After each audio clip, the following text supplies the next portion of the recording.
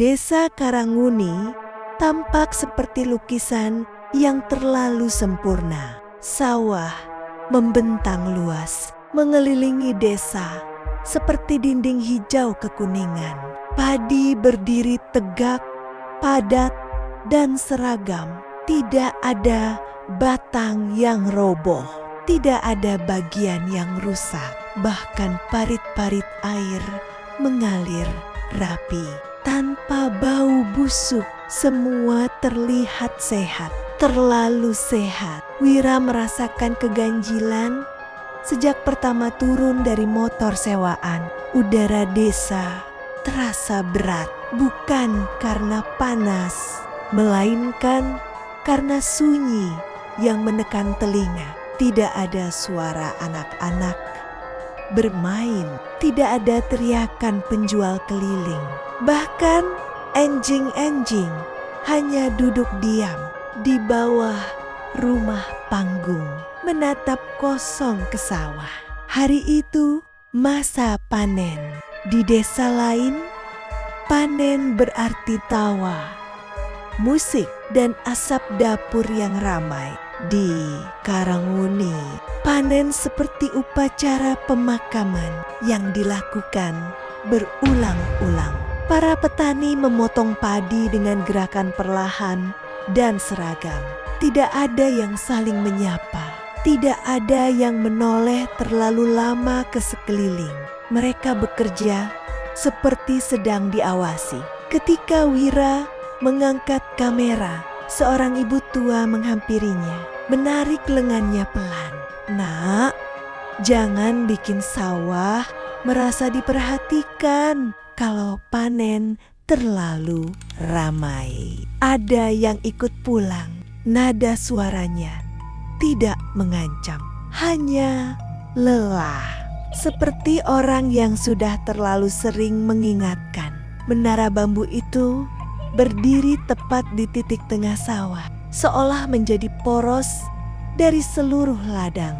Bambunya hitam keabu-abuan, bukan karena lapuk, melainkan karena sering disentuh. Ada bekas tangan di beberapa ruas, menumpuk seperti lapisan sejarah.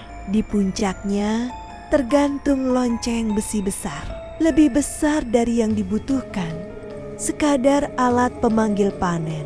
Besinya gelap, halus, dan dingin meski tersengat matahari. Wira mendekat, mencatat detailnya. Ia belum sempat memotret ketika seorang petani berlari kecil menghampirinya. Wajah pria itu pucat, napasnya terengah, keringat mengalir deras. Jangan difoto, jangan disentuh, dan jangan sekalipun memukul lonceng itu.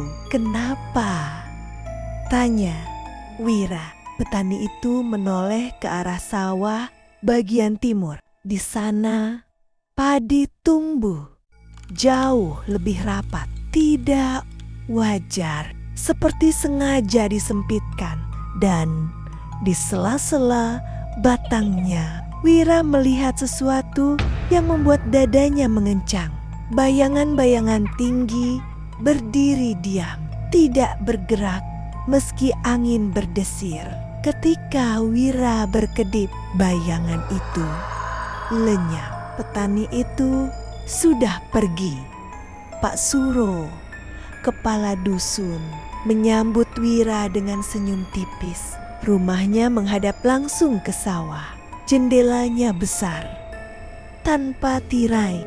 Dari ruang tamu, hamparan padi terlihat jelas, terlalu jelas. Malam pertama, Wira tidak bisa tidur. Tidak ada suara serangga, tidak ada desir angin. Jam dinding berdetak keras, seolah ingin menggantikan seluruh bunyi desa. Ketika Wira menyinggung soal lonceng, Pak Suro menatap sawah lama sekali sebelum menjawab. "Dulu lonceng itu dipakai. Sekarang kami hanya memastikan dia tetap diam. "Apa yang terjadi kalau dibunyikan?" tanya Wira. Pak Suro menghela napas. "Sawah ini bukan cuma tempat menanam, ia juga tempat menyimpan." Wira tidak bertanya lebih lanjut. Ada pertanyaan yang terasa berbahaya hanya dengan dipikirkan. Pagi berikutnya, Wira melihat seorang pemuda berjalan dari arah sawah. Langkahnya tidak pincang, tapi tidak selaras, seperti sedang mengikuti irama yang hanya ia dengar sendiri. Matanya terbuka, namun kosong, seolah pandangannya menembus apapun di depannya. Ibunya menyambut dengan pelukan gemetar. Namun kebahagiaan itu tidak bertahan lama. Pemuda itu tidak berbicara, tidak merespons. Ia hanya duduk menghadap sawah dari pagi hingga malam. Ketika Wira mencoba mengajaknya bicara, bibir pemuda itu bergerak pelan. "Aku dengar loncengnya," katanya. "Aku belum selesai." Malam itu kursinya kosong, tak ada pencarian, tak ada teriakan.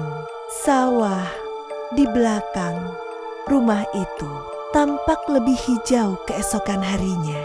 Balai desa menyimpan arsip-arsip tua, buku panen, mencatat segalanya dengan rapi. Cuaca, hasil, jumlah pekerja. Namun selalu ada satu kolom yang dibiarkan kosong, yang dipanggil. Setiap tahun, kolom itu hanya diberi garis tipis, seolah seseorang menahan diri untuk tidak menulis nama di halaman terakhir. Tulisan berubah tidak rapi. Sawah mulai memanggil sendiri. Lonceng hanya penanda. Yang mendengar sudah terhitung. Tangan Wira gemetar saat menutup buku. Angin datang tiba-tiba. Daun pintu bergetar. Jendela berderit. Dan dari kejauhan suara logam beradu perlahan. Lonceng tidak dipukul, tidak disentuh. Warga berdiri di depan rumah, masing-masing kepala tertunduk, tangan saling menggenggam. Pak Suro berbisik keras, "Masuk, kalau kamu dengar namamu, jangan jawab." Namun lonceng itu berubah. Ia berdentang mengikuti detak jantung Wira. Dan di sela bunyinya, panen belum lengkap. Kabut turun, bukan seperti kabut biasa. Ia tidak mengalir. Ia jatuh. Dalam hitungan menit, sawah menghilang dari pandangan. Rumah-rumah hanya terlihat sebagai bayangan, gelap tanpa detail. Lampu minyak di teras warga bergetar. Cahayanya seolah takut menyentuh tanah. Padi mulai bergerak, bukan bergoyang karena angin, melainkan miring bersamaan, seperti orang-orang yang menoleh serempak. Wira merasakan telapak kakinya dingin. Meski masih berdiri di teras rumah Pak Suro, bau lumpur naik ke udara. Pekat, basah, dan tua. Bau tanah yang terlalu lama dipendam. Lalu suara itu datang, pelan, dekat, tepat di belakang telinganya. Wira. Bukan panggilan keras, bukan teriakan.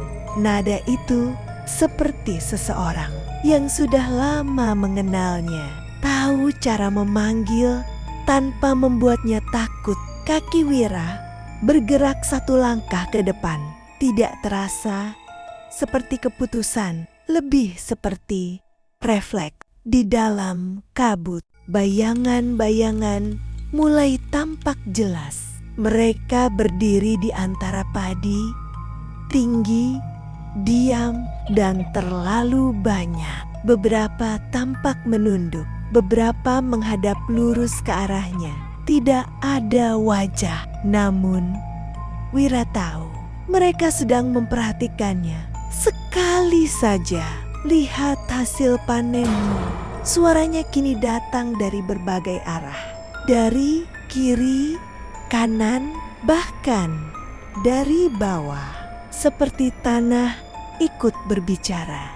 Kaki Wira hampir menginjak lumpur sawah ketika tangan Pak Suro mencengkeram pergelangannya kuat-kuat. Jangan. Suara Pak Suro parau. Bukan marah, melainkan takut kehilangan. Kalau kakimu masuk ke lumpur itu, sawah akan mencatatmu. Wira menoleh. Mata Pak Suro merah, berkaca-kaca. Bukan sekarang yang diambil, tapi suatu hari saat kamu lengah di sawah. Bayangan-bayangan itu mulai mundur perlahan, seperti kecewa, seperti menunda. Mereka duduk di ruang tamu dalam diam lama sekali. Lampu minyak menyala redup. Api kecilnya bergoyang meski tidak ada angin. Dari luar, lonceng tidak berbunyi. Namun, Wira merasa bunyinya masih bergetar di dada. Pak Suro akhirnya bicara. Suaranya rendah, seperti mengaku dosa. Dulu Karangwuni tidak begini. Ia bercerita tentang panen besar puluhan tahun lalu. Hasil melimpah, lumbung penuh. Orang-orang tertawa terlalu keras, minum terlalu banyak, memukul lonceng tanpa henti. Kami lupa satu hal, katanya pelan. Sawah bukan hanya memberi, ia juga mendengar. Malam itu lonceng dipukul sampai larut, dan ketika pagi datang, beberapa orang tidak bangun. Bukan mati, tidak hilang. Mereka pulang, tapi tidak selesai. Seperti pemuda yang Wira lihat, seperti yang duduk menatap sawah sampai tubuhnya lupa caranya menjadi manusia. Sejak itu, lanjut Pak Suro, kami belajar panen tanpa suara, tanpa syukur yang berlebihan, tanpa lonceng. Wira bertanya pelan. Kalau lonceng berbunyi sendiri, Pak Suro menutup mata. Itu artinya sawah sedang menghitung. Angin berhenti mendadak, bukan mereda, tetapi diputus. Kabut terbelah perlahan, membuka pandangan ke arah menara bambu. Lonceng itu bergoyang sekali. Suara itu berat, dalam, seperti jatuh ke dalam sumur. Semua warga menahan napas. Tidak ada yang berani bergerak. Bayangan-bayangan di sawah mulai bergerak maju. Serentak satu langkah, lalu berhenti. Wira menunggu namanya dipanggil. Detik terasa panjang seperti jam, namun tidak ada suara lanjutan. Bayangan-bayangan itu perlahan memudar, menyatu kembali dengan padi. Kabut menipis.